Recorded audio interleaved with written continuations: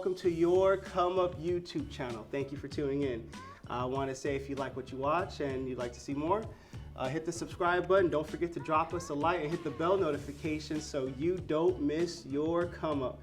Today we have Jarvis Crawford here. Yes. Good morning, Jarvis. How you doing today? Good, and yourself? Pretty good, man. Hope I didn't wake you up too early. Oh, no. Whenever you call, I know I can answer it and be all right with getting up. All right, so I'm Nathan E.F. Hutton in the middle name. There it is. Well, I want to let everyone know Jarvis is on the show today because when I wrote these books, Jarvis was the first interview I did on his Urban Talk radio show. Yes. And that was my first ever getting taste of being interviewed and getting the ice broken in and on the path to my come up. And then that led to other interviews and other podcasts and eventually to this show. But besides that, Jarvis, tell us a little something about yourself that I haven't said already. Well, I'm a native of the Coachella Valley, born and raised here in this area. Born in Palm Springs Hospital, went to school in Palm Springs Unified School District, and went off to college in Oklahoma. I had to change it up, and I went to when you're growing up in an area like this, you don't get too much diversity as far as culture and history. So I went to a HBCU, which is Historically Black College and University in Oklahoma. So I went to Langston University in Oklahoma. And I liked it so much, I stayed a little longer than I was supposed to in college. Was the barbecue that good? Well, it was all of that. The culture, the atmosphere, and just being in a place that I wasn't used to being in as far as having all weathers and all seasons. Growing up in the desert, you saw rain and you saw the heat. And a lot of heat. Being there, I was able to see the snow. And we're wearing dark clothes, and it's still like 100 outside. Yeah. In the morning, it's it's hot. Yeah. Mm-hmm. So I was able to see those different climates, and I got to see tornadoes, hail, and I got to see, of course, snow.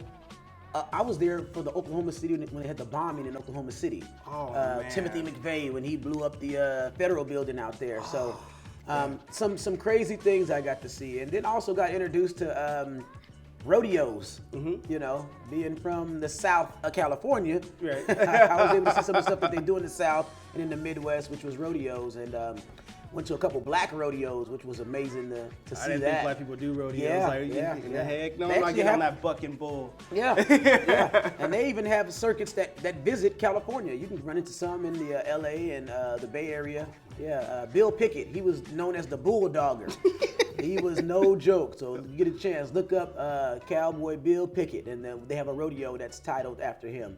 We should have put that in the caption when I edit this. Yeah, there you go. Please look him up. That's a little history for you. Okay. But going to school in Oklahoma, I took on computer science. Okay. So that was my push to do something that was great, but at the same time not have to do a lot of work. Because if you're a computer science major, that means you're going to either programming or networking, or even web design. But I got into it, and when I graduated, that's not what I went into the field to do.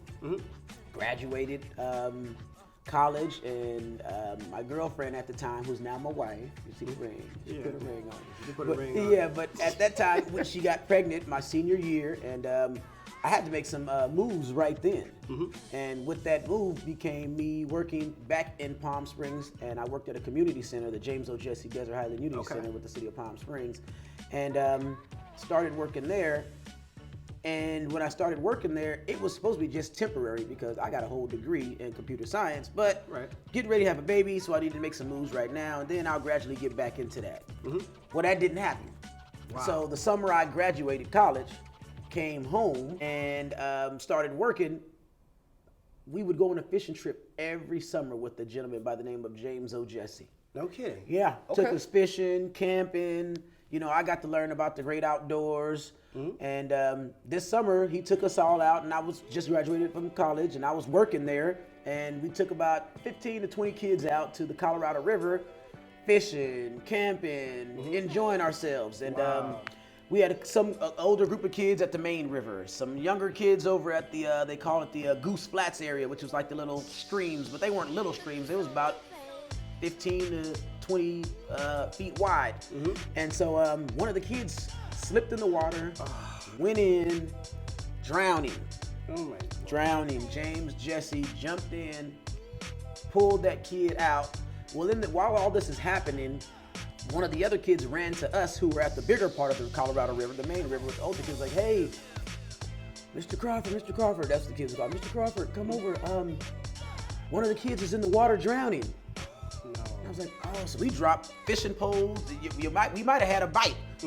But at that point in time, forget that. Let's get back over here. Right. So as we're getting there, another kid met us halfway and said, hey, Mr. Crawford, James is in the water. He pulled Julius out, but he's under and he hasn't came up. I'm like, oh, come on. No. Yeah, I'm tripping out. So get to the area and we noticed jet skis are there, so what happened is the current changed. Right. And so when that current changed, for them coming inside this little area, it pulled the young man in, under. James Jesse went in, pulled the kid out, and he went under. And then he got pulled out, and he lost his life saving a kid's life. And that was my turning point that, okay, well, I think I'm gonna be here for a while in the community, because I had to take that long drive with 15 kids in a big van and try to explain to them life and death, Oh my God. all at the same time. And it's, coming from Blythe to Palm Springs, that's a good hour and a half drive. And so it was a long drive with these kids and try to explain to them that, yeah, James is all right. Without saying James died. Right. But he's, in our community, being all right means you went to heaven. Right. And so that's what I'm relaying to them, but they're not getting it until later. And that right there changed my life and said, hey, you know what? You're going to be working in community service. You're not going to be working on computer science. Right. So that CS from computer science changed to community service. And hence the reason I'm now still working at the James O. Jesse Desert Highland Community Center, giving back to a community that gave to me. Awesome. And so that's how I came up.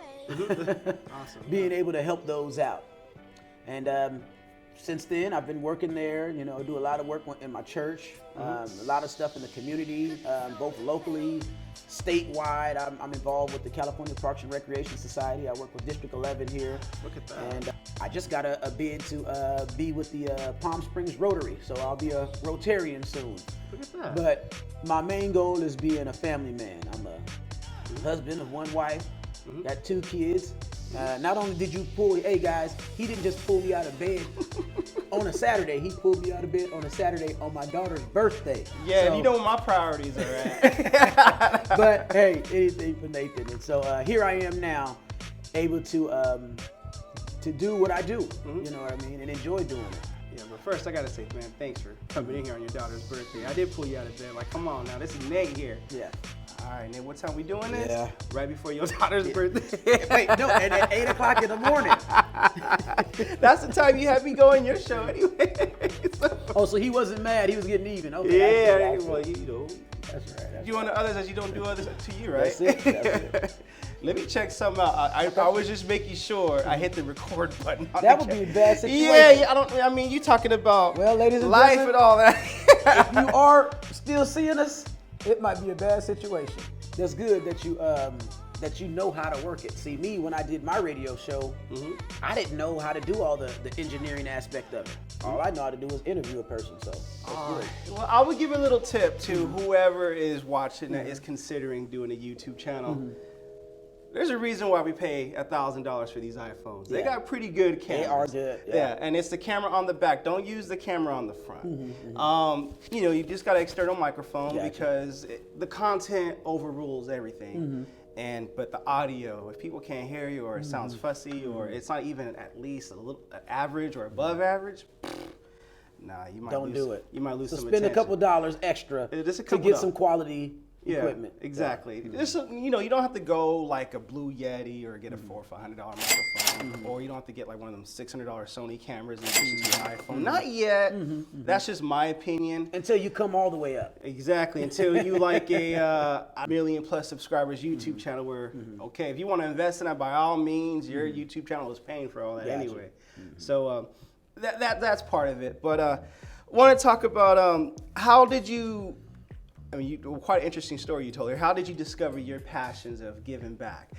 Was that the turning point when, with that trip in Blythe? Was there like something that kind of had a genesis to it? You know what? It was a, it gradually moved me into knowing more. That's what I wanted to do. But that trip definitely said, hey, you know what, Jarvis? This is what you need to be doing. You don't need to be sitting behind a desk or cubicle programming or networking or whatever. You need to actually be with people. Right. And so I didn't get it. My wife didn't get it. You know, she's like, hey, you know, this is what you said you were going to do in life. Yeah. And you're not doing that. You have a whole degree in that. You know, but lucky for me, my degree was not just computer science. Being at a black college, it's not a big populated college, probably had about 4,000 or 5,000 people. Okay. And so our computer science department was under the School of Business. Oh, okay. So we didn't have a school of computer science. Right. You know, it was School of Business. So I had business management courses that I had took. So my degree is from the School of Business in computer science. So that was the plus. Hey, I got business management skills. Right. So I can manage a community center. And so as the years went by, 4 years after that drowning of Mr. Jesse, there was another gentleman that ran the center for years after he had passed away for those 4 years. And then he retired, and that made a way for me to go in. So I could have either at that time went back to computer science or kept working in the community. And it wasn't my decision. God gave me that calling and said, hey, this is what I want you to do. Right. And I did it, and I listened to it. You know, there was times when I was fighting it like, well, I still got a chance, you know. But it showed me that if I can keep doing something for a soul in this community, because there was almost a soul, there was a soul lost and a soul saved. And if I can do something to push youth in the right direction, then why not do that? Because somebody pushed me in the right direction. James Jesse, rest his soul, he moved me all around this country, and he never left his office. He took me to DC. He took me to Philly. He took me to I've been to different places from him sending me. Right. And so how does it go? If each one can teach, if each one could reach one and then teach one, how much better would this world be? And so that's been my motto, and gradually moving me to stay where I'm at. And I'm not going nowhere. Nah, you doing what I'm here now. So you doing yes, what you're it was supposed to do. a step up each I'd say 3-4 years to show me this is where I need to be. Awesome. Yeah, I love how you said this is what God told me to do. This is what God showed me to do. And when God shows you something or gives you something, don't mess with it. It gave me a remembrance of reading in the book of Samuel when Samuel the prophet, when the people of Israel wanted a king. But their true king was God, because God made a covenant with Abraham and all those descendants. Yes. And then the people of Israel told Samuel, "We want a king like the mother nations." Yeah. And God's like, "Okay, give the people what they want, because they didn't reject you, Samuel, as king. They rejected me." So that's where Saul came in, and tall, handsome, looking for his donkey or animals or whatnot.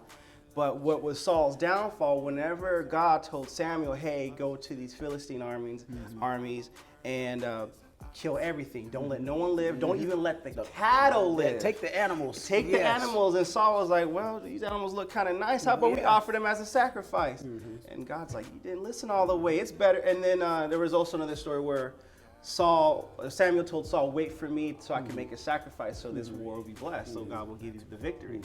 And Saul grew impatient, and the people grew impatient. Saul just gave it to the people, like, "Hey, I'm just going to do the sacrifice, and it's going to please the Lord." And Samuel was like, "It's better to be obedient to the Lord than to do the sacrifice, you know." So that was Saul's downfall, and that's the message that resonated with me when you said, "Hey, I'm just doing what God tells me to do." Because we can get in the way all the time when God got something in plan. Got a plan for us. We always jump in the way, right? And then we figure out that it messed up, and now we got to go back to Him anyway. Do what He said the first time, and then you'll be good. I mean, since we're talking about the Bible, Daniel did everything God said do. He didn't veer. He did everything. Everything, yeah. He was the king that the people needed. Yeah. And he wasn't supposed to be king. He wasn't even from the country that he was a king of. Not you at know all. What I mean? He was brought in, so to say. So yeah, I got to do what God tells me to do. So That's right. Then Bathsheba came in, and Daniel was like, "Hey, no, hey, I'm just joking. I was just joking." hey, the eyes of a man Yeah. can see something that looks good, but it ain't always good. I'm like, I don't know what looks better, Bathsheba or this apple. Hey, you talk about Adam, huh? I'm just joking, man. So back to you, brother. I mean, I know with COVID, there's a lot of folks got hit with the face of it, and we had to do some adjustments, you know. In your line of work, have you had to adjust to any sort of way? Like, can we talk about how the Urban Talk Radio, how that's been postponed? Because I thought what you were doing there was awesome, you know. And, Yes, thank you. how have you had to adjust, or was there any pivoting you had to do given the circumstances? There was, excuse me, at one point we were just rerunning some episodes of mine. Remember, I did the show for over a year. So I had some episodes that were reran, and then March came around and said, hey, you know what? March, COVID, they came around and said, you know, we're not going to be able to do it as far as the college was concerned, because KCOD radio is through College of the Desert. Okay. And so, you know, for safety reasons, of course, you know, we can't have everybody coming in there breathing on this microphone, and, you know, it's a small space, and, you know, a lot of people could be in contact. So they didn't cancel the show, they postponed the show. Okay. So, you know, I've had thoughts of possibly doing it on my own, you know, through my Facebook or Instagram. Because what I would do anyway is I would link the radio show to my social media for folks to, and that's how I got most of my viewers, or not viewers, listeners, was through social media. But yeah, it was a great show. You telling me, man, that tripped me out to know that I was the first person to interview you on radio. First ever. And then that led to Central Talk, Valley Talk, and that led to Book Thinkers, which is a platform on Instagram where they develop an app to help readers retain what they read. So you read, you go to the app, you input the key points of what you read, and you can always go to that electronic iCloud for that. And they have a platform of over 100,000 followers. Wow. And then it just led to, it was kind of like, okay, in a way, God's saying, I'm gonna set you up here. You can't be, if you want to act like I want to be big for the small things, well, you can't act. You can't do that for the small things and for the big things. Yeah, exactly. You can't act too big for the small things, otherwise you'll be too small for the big things. I was just like, my mind went blank. I didn't finish on my coffee yet, so so it was like a stepping stone. And anything that God has for you, it's gonna be in steps, and God will test you. And it was one of those, you're gonna be humble about it. And in Proverbs, you know, that's where wisdom comes in, with humility. And so yeah, no, it was the first ever, and that's why I'm blessed that you even decided to come on the show on your daughter's birthday. She Aaron B, Daddy, we Aaron B, we going to Nobu. I gotta do this interview with Nate in his 100-degree. But we're indoors. We're indoors. And I think you got it set at under 80. I'm hoping. I don't know yet. We're gonna find out after this coffee runs out. But Jarvis, you and man has a lot in your head, and you went through a lot. Is there something you wish you can go back 10 years ago and be like, man, I want to tell the younger version of myself back from the future? Yeah. You know, what would it be? You know, man, it's a lot. There's a lot of things I would have told myself then. And I'm going to tell the viewers now, if you are at an age now where you can invest in property and you can get a good deal on it, do it. That's what I would tell myself. I bought my first home in 2002. Okay. Graduated college. 2 years later, bought my first home. There you go. And when I got it, it was like, you know, to me, it was expensive. You know, but if I would have bought that and got a loan for another one, now that same home is worth 3 times more than what I paid for it.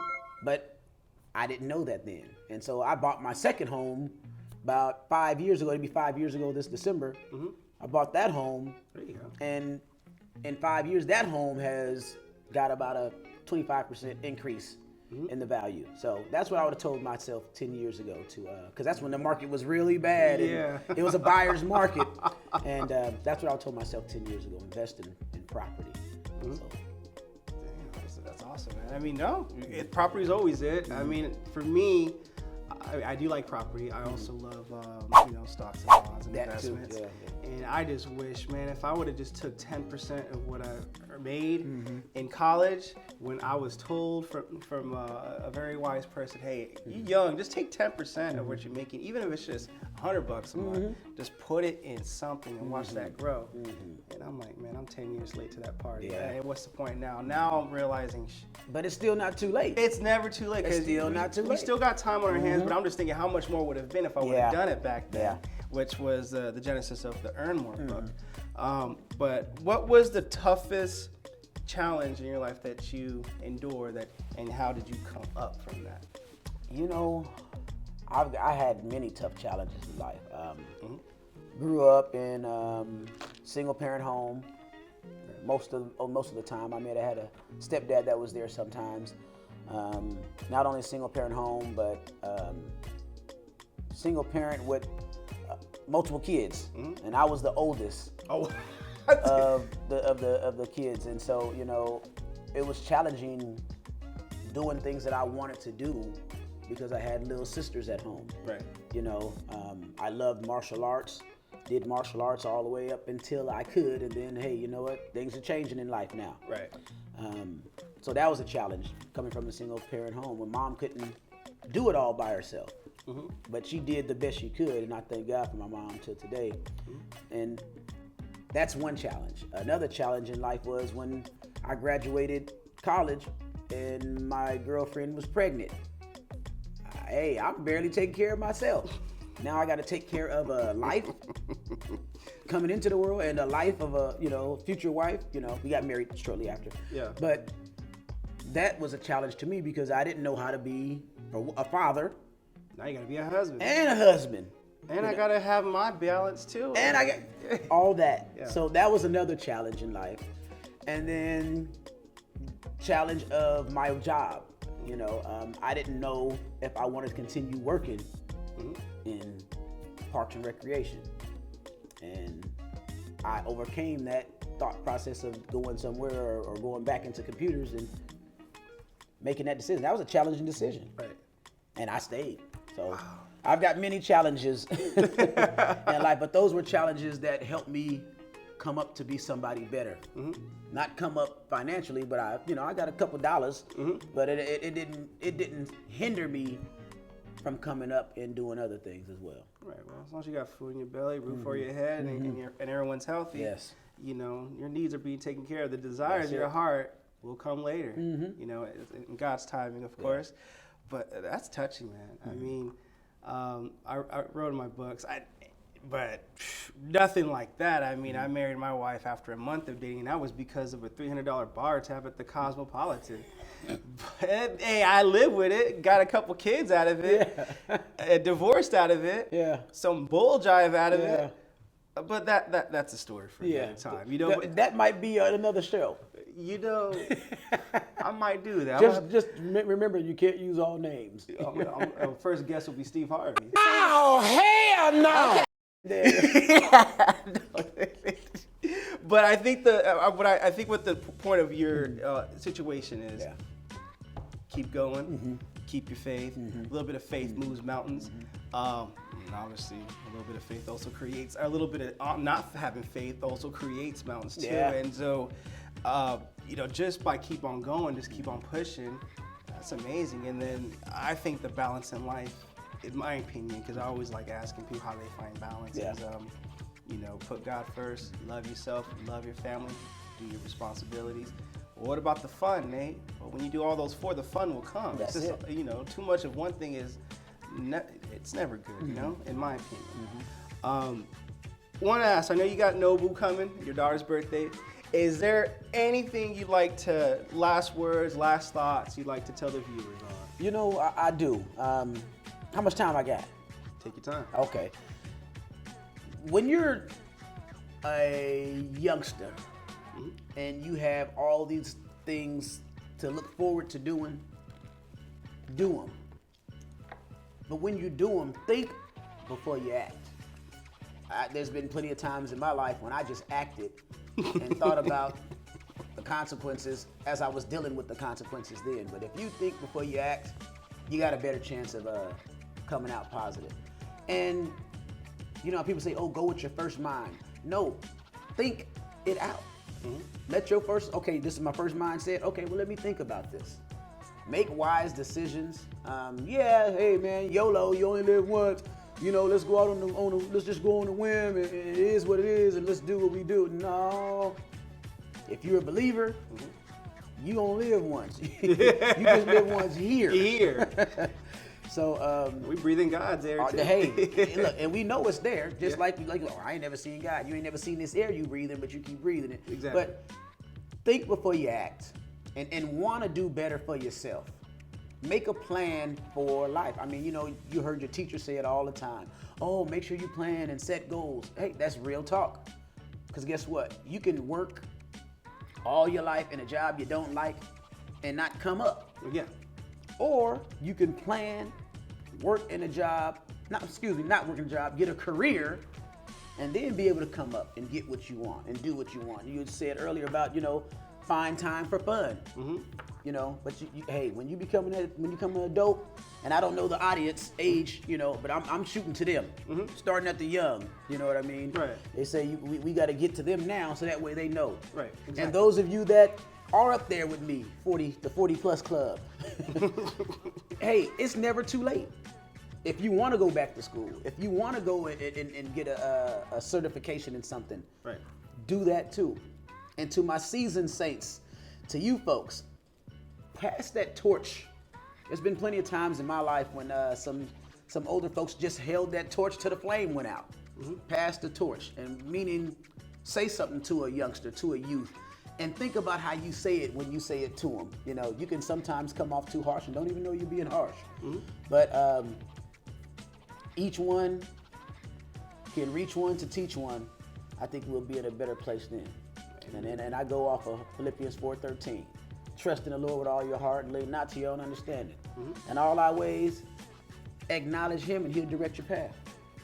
That's it for me. I thought that was powerful. What you guys think? Anyways, Jarvis, thanks to you again. That was something that I'm sure someone will receive it. I Not hope many so. will receive it. And you never know who's watching that can receive it and pivot in a whole new way. Definitely. So stay blessed, brother. Thanks again. Likewise. We'll do this again sometime. All in right, the let's future. come up. All right. Stay blessed, everyone. Thanks for watching.